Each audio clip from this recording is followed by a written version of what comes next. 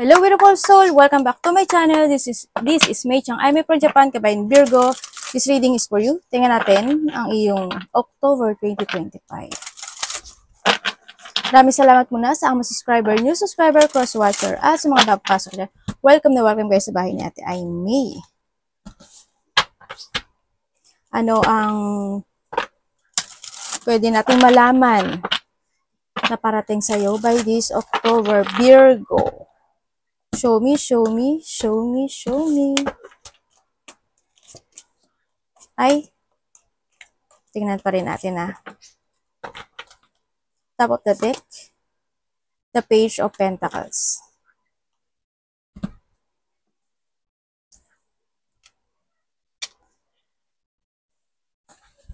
Virgo.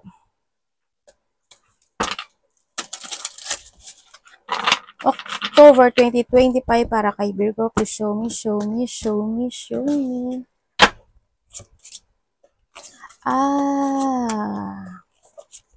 Okay. Prepare man. Okay. Okay. Virgo. Tingnan natin, kung anong sinasabi nitong Three of Swords mo by this October 2025. Okay. Okay, by October 2025 is nandito yung mga tao, na maaring hindi ka nila magugustuhan when it comes sa mga decision making mo sa buhay, Maaring may mga maiinggit, magagalit, or mabubuisit sa'yo. Basta hindi ka nila magugustuhan, Kumbaga, andito yung situation na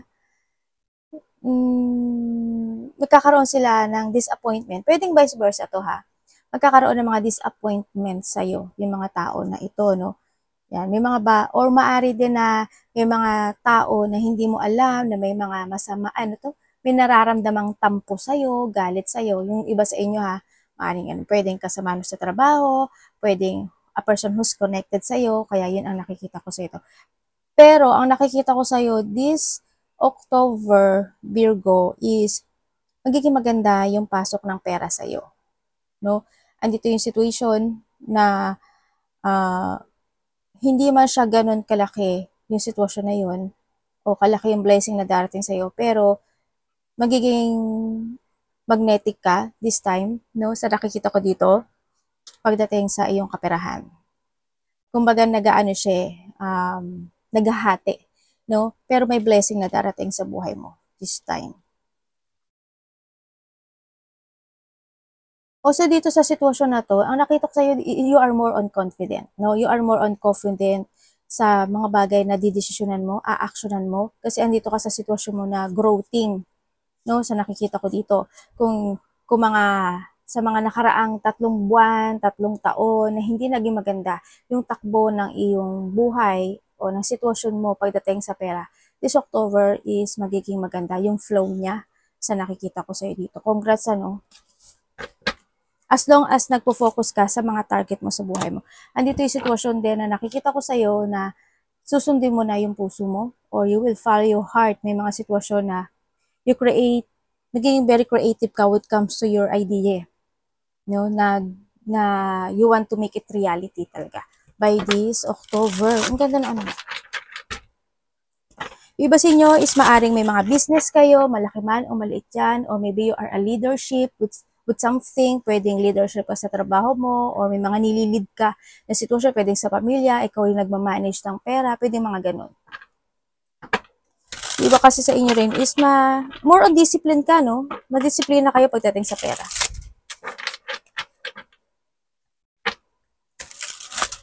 Tingnan natin, you're attracting, managing also. 3 of Wands. Yung iba sa inyo, you are provider. Ganyan. Provider kayo ng inyong pamilya. Ganyan, sa nakita ko sa inyo. Wow, ang ganda ng mo.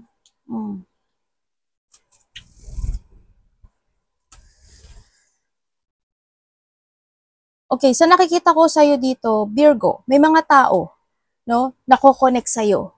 May mga tao nako-connect sa'yo, pwedeng nasa probinsya, pwedeng nasa ibang lugar, or pwedeng nasa ibang bansa.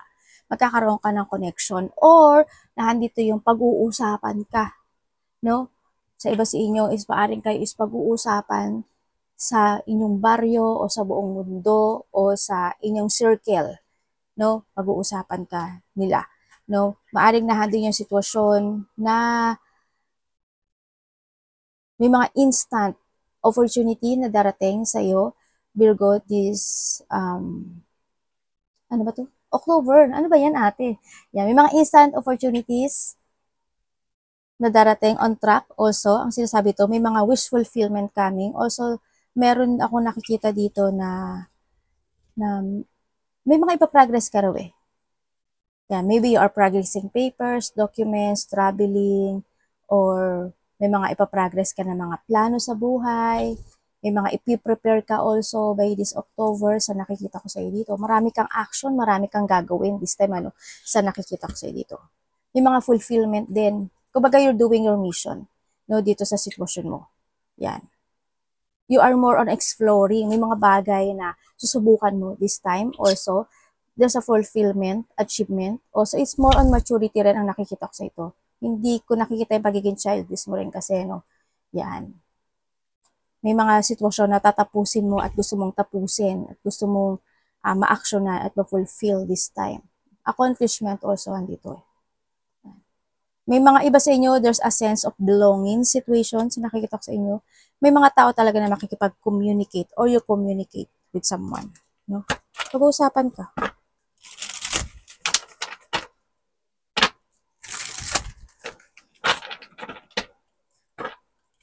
May mga maalala ka raw sa nakaraan. Pwedeng may mamimiss ka, or may tao makakamiss sa'yo, or there is someone na kukonek sa'yo. By this October, wow, look. October is your wish well granted, no?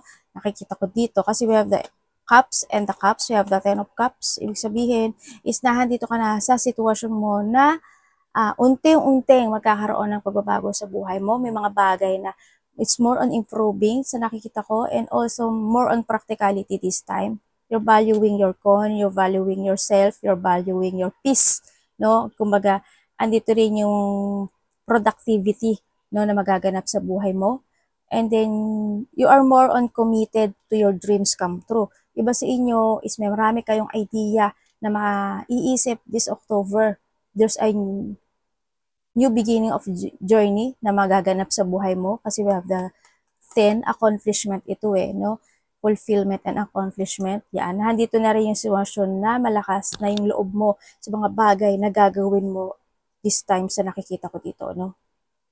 Yan. You're giving, progressing, hard work, effort sa mga bagay. Magiging more dedicate ka sa mga pangarap mo sa buhay dito.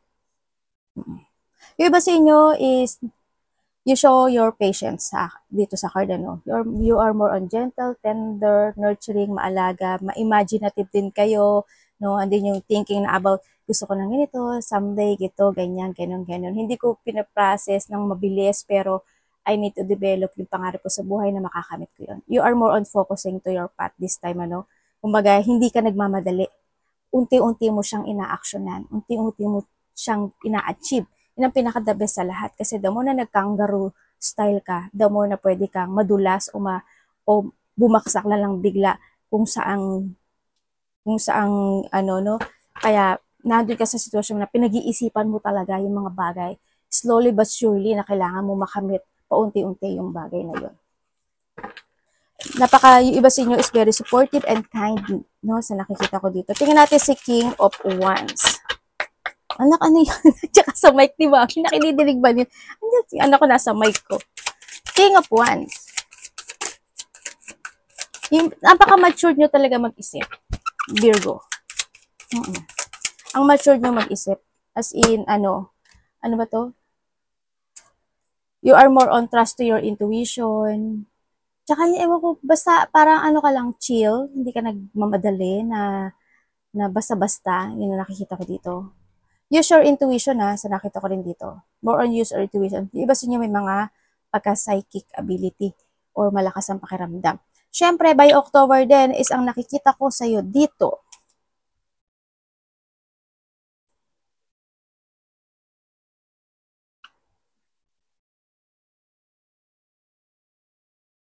Okay, by October. Sa October na andito ka sa sitwasyon mo na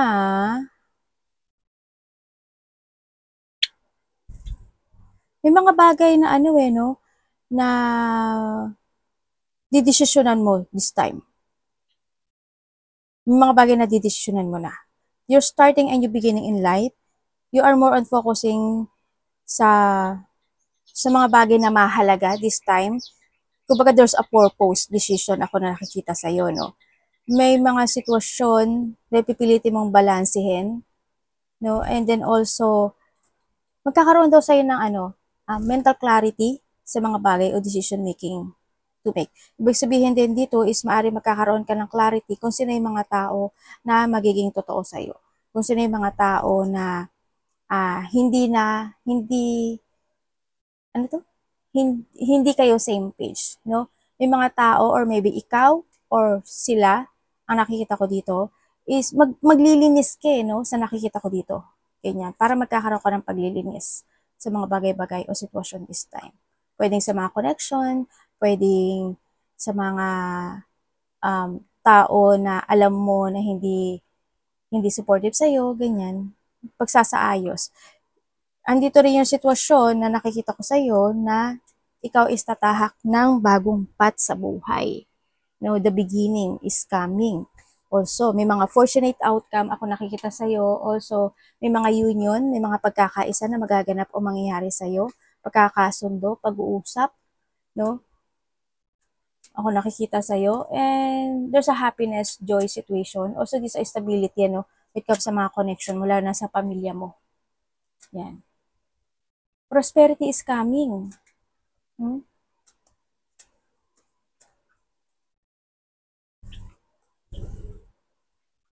May babalik oh. May babalik sa buhay mo. Ay, pala.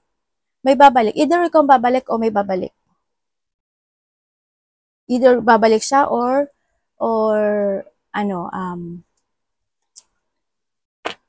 kukonek siya sa'yo. Yung iba naman sa inyo, ang nakita ko, maaring may travel.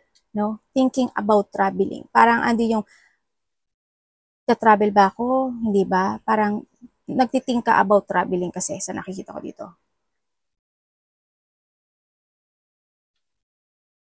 Andito yung strong personality mo, no? Sa nakikita ko sa iyo dito. Iba sa inyo is you are born leader talaga. Andito yung confidence, tapang, andito rin yung hindi ka natatakot o dadating ka sa point by October na hindi ka natatakot sa mga pagpili ng mga bagay-bagay sa buhay mo. Sa mga decision making to ha. Yan, hindi ka takot. Fearless ka nga eh. Dito. Iba sa inyo, palakaibigan. Palakaibigan, pero alam mo ba, kahit na palakaibigan ka, siguro ang mga totoong kaibigan mo na nasa 20%. 80% no. Yung nakita ko dito. So bagay, hindi mo naman kailangan ng maraming kaibigan, di ba? Siyempre, have the White Rabbit. No? Nandito na si White Rabbit. Ito na yung mga curiosity sa mga bagay-bagay. Also, this an enlightenment. Yung magkakaroon ka ng awakening this time. Yung mga bagay na aalamin mo also this October sa nakikita ko dito. And, kumbaga nandito ka na sitwasyon na ayaw mo na magsayang ng oras, no? Dito. Hindi ka na magsasayang ng oras eh. Ka na, dito ka na papunta ka na sa mga pangarap mo sa buhay.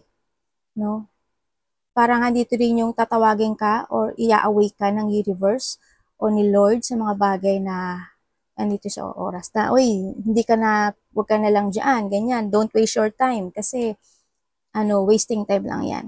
Huwag ka na dyan, ganyan. Magkakaroon ka ng awakening. May mga bagay ka talaga na didesisyonan this time. And syempre, meron tayong still. Yan. May mga situation na magko-concentrate ka. May mga i-develop ka raw. So, nakita ko dito. May mga i-develop ka, may mga aalisin ka, ganyan. May mga i-discover ka also dito. So, nakikita ko dito. Iba sa inyo, mahilig ba kayo sa perfume? Or maybe you have a business when it comes to perfume? Ayan. May mga situation din na may mga i-refine ka talaga dito. No? Di ba tulad ng nakita natin by the portal, di ba sabi ko sa'yo is ano yun? Reminiscing and then refine. Parang ganun ang sinabi ko ata with comes sa portal sa nakaraan, di ba? Yan, may mga i-refine ka talaga. May mga sasalain ka ng mga bagay-bagay at uumpisahan na ito, no, sa nakikita ko dito. And meron tong corset. Iba sa inyo, you have a boundary talaga, no? Or you maybe you put boundaries din. So nakita ko ito. Magkakaroon ng mga paghihigpit or maghihigpit ka sa lahat ng aspeto ng buhay mo. You follow your rules. Kung baga nandun yung sitwasyon na dapat ganito, dapat kung mamimili ka ng mga bagay o decision making sa buhay mo. Halimbawa kung sa pamimilian, eto na lang, mas mura ito, wag yan, mahal yan. Eto na lang, mas okay to, same lang naman. Yung mga ganong sitwasyon, no? May mga structure na magaganap mo o gagawin mo this time. Yan. And also, may mga bagay na huhubugin mo, no? By this, October. Ayan. Halimbawa, yung talento mo, huhubugin mo, may mga, o yung career mo, yung stability mo, ganyan. It's more on ano ka na, mas more mo siya i-structure para mabuo yung ano na yon, yung makaipon ka ng pera, pwedeng ganun, no, sa iba sa inyo. Kung anong saang aspeto ng buhay mo na yan. Siyempre, meron tayong old car. Iba sa inyo is, may mga retire situation. Ako nakikita sa inyo, maaari may mga aalis, o aalisin mo sa buhay mo, o you're retiring, pwedeng ganun sa iba sa inyo. Andito rin yung situation na magkakaroon ka ng memory from the past. No, ibig sabihin is may mga maaalala ka na, ay dati wala ako sasakyan, dati wala ako nito, dati ganito lang ako, no? Dati ang buhay ko yun lang. Magkakaroon ka ng mga ganong thinking, no, sa buhay mo by this October, reminiscing the past situation. Maaring iba naman sa inyo is mai-stuck kayo or you're stuck in your situation. Huwag ka magpa-stuck dito, no, sa nakikita ko dito. Ang kinakailangan sa iyo is mag-exit ka doon, no, sa mga situation na alam mong hindi ka mag-growth kasi kakalawangin ka lang doon, 'di ba? Kung sa career mo 'yan na alam mong hindi na nag-good, edi mas i-improve mo siya. Kung magi-stay ka lang sa career mo or in your situation kung sa aspeto ng buhay niya, yung mga, walang growth, madidrain ka, ma-empty ka, kalawangin ka. No, kailangan mo rin kasi is you need to use your knowledge. Kailangan mong i-let go yung the past or yung the old version of you, no, pagdating dito sa nakikita ko dito. Kailangan ngayon is kinakailangan mo ng pagbabago. No, maaring iba sa inyo is mga bagay na babaguhin mo na. Babaguhin mo na yung sistema mo, babaguhin mo na yung structure mo in life. Yun ang nakikita ko sa iba sa inyo. Paghihigpit also, no, pagre-refine at saka andito ka sa mga bagong sistema or pananaw sa kanabar or strategy. Siyempre, we have repairman. Yan. May mga i-repair ka. Maaring iba sa inyo is mahilig kayong mag-repair. Pwede nag-repair ka ng mahilig ka magbuting-ting, kumbaga, no, ibig sabihin. Mabunting-ting yung iba sa inyo. Kumbaga, may mga bagay na bubuting-tingin mo, aayusin mo, i-refer mo by this October. Yan, may mga marami kang work na gagawin by October. Yan, may mga situation na i-reset mo yung sarili mo. Yan, may mga bagay na itatama mo na, no? Kasi andito na rin si clock. May iba bagay na parang wag na to, ganyan. Kailangan ko nang itama yung mali, ganyan. May mga i-restore, may mga sitwasyon na i-upgrade mo. Siguro yung iba sa inyo is, kung nakaipon ka ng 1,000 pesos by October, gagawin ko tong 2,000 pesos. Mga ganyan. Kumbaga, yung career mo, eto lang ang kinikita mo, maggagawa pa ako ng ibang business na pagkakakitaan ko. Yung mga ganun sitwasyon, this is more on upgraded na magaganap o mangyari sa iyo, no? Yan, yung mga pagsasaayos na magaganap sa iyo. You fixing something sa lahat ng aspeto ng buhay mo. May i-fix ka na situation. Pero magiging maganda ang buhay mo. Arigatou namaste, God bless.